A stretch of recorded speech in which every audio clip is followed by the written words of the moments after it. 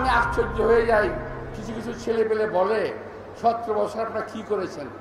আরে 17 বছর আমরা গাছের গোড়ায় পানি ঢেলে গাছের গোড়া নরম করেছি, সেই গাছের আগায় বসে আপনারা ফল খেয়েছেন। আমরা গাছের গোড়ায় হাতির মতো পানি এনে পানি দিয়ে এটাকে নরম করেছি।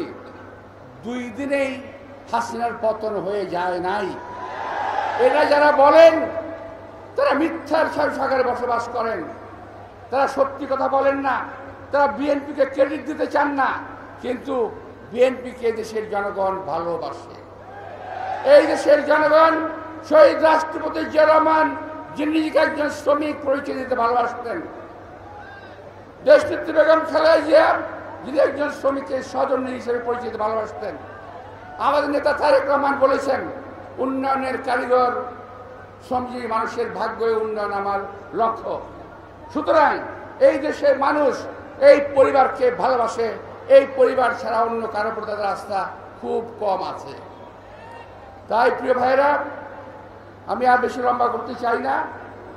আমি শুধু একটি কথা বলবো, ক্রেডিট নিতে যাবেন না, একা একা ক্রেডিট নিতে গিয়ে দেশটাকে ধ্বংস করবেন না। আমরা চাই সামনে বিএনপি, সামনে কিন্তু দলের না, শুধু দেশের দুর্দিন কিন্তু খুব মারাত্মকভাবে গিয়ে আসছে। আমরা ফ্যাসিস্টদের বিরুদ্ধে কথা বলতে বলতে নিজেরাই ফ্যাসিস্ট হয়ে যাচ্ছে কিনা একটু খেয়াল রাখা দরকার।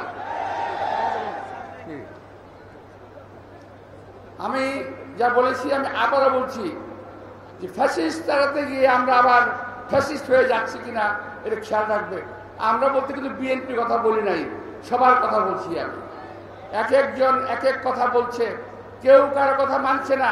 এই অনৈক্য দেশটাকে শেষ করে দেবে। এরই মধ্যে আপনি খেয়াল করে দেখবেন আওয়ামী ফ্যাসিস্ট সরকার ভারতের সঙ্গে মাঝে মাঝে চুক্তি করে আসতো, সেই চুক্তিগুলো আমাদেরকে বলতো না। এখন সকালবেলা বলেন উপদেষ্টা সাহেব একটা চুক্তি হয়েছে, কোথায়? মানবিক করিডোর দেওয়ার জন্য চুক্তি করতে চান, কিন্তু শাস্তি শর্ত বলা যাবে না। কেন ভাই? আমরা কি ভাইসা আসছি নাকি বাংলাদেশে? আপনারা বলবেন আমরা শুনবো, এটা হবে না। বাংলাদেশে এক সময় রক্ত গঙ্গা বইবে এমন কোন অবস্থা আপনারা তৈরি করবেন, এটা বাংলাদেশের লোক সহ্য করবে না। এটা কারো রাজত্বে আমরা বসবাস করি না, আগেও বলেছি আজকেও বলছি।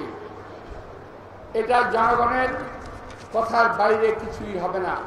আমরা দেখেছি এই মানবিক করিডোর দিতে গিয়ে পৃথিবীর বহু দেশ ধ্বংসের মুখোমুখি, এখনো সেখানে যুদ্ধ চলছে। আফগানিস্তান মানবিক করিডোর দিতে গিয়ে পাকিস্তান ধ্বংস হচ্ছে।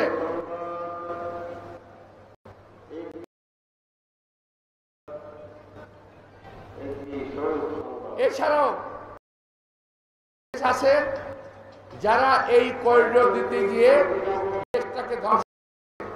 প্রিয় ভাইরা, আমার বাংলাদেশ, আমাদের প্রিয় বাংলাদেশ শুধু কি একাই দায়িত্ব নিয়েছে নাকি সারা বাংলাদেশের মানবিক সমস্যা সমাধান করার জন্য? এই দায়িত্বটা কি আমার? আমরা রোহিঙ্গাদের জায়গা দেব, আমরা অমুককে জায়গা দেব, অমুককে পানি দেব, অমুককে ওই যে কি বলে ওই যে আমাদের ফেনী নদী থেকে পানি দেব, খাওয়ার পানি দেব, আবার আমাদের কোনো প্রয়োজন নাই। যেই করিডোরে বাংলাদেশের কোনো উপকার হবে না, শুধুমাত্র ক্ষতি হবে, এমন কোন করিডোর আমাদের প্রয়োজন আছে বলে আমরা মনে করি না। সুতরাং প্রিয় ভাইরা, দেশের জনগণকে পাশ কাটিয়ে, রাজনৈতিক দলগুলোকে পাশ কাটিয়ে কেউ যদি কোনো কিছু করতে চান, তার বিরুদ্ধে প্রতিরোধ হবে, এটা আপনার মাথায় রাখবেন।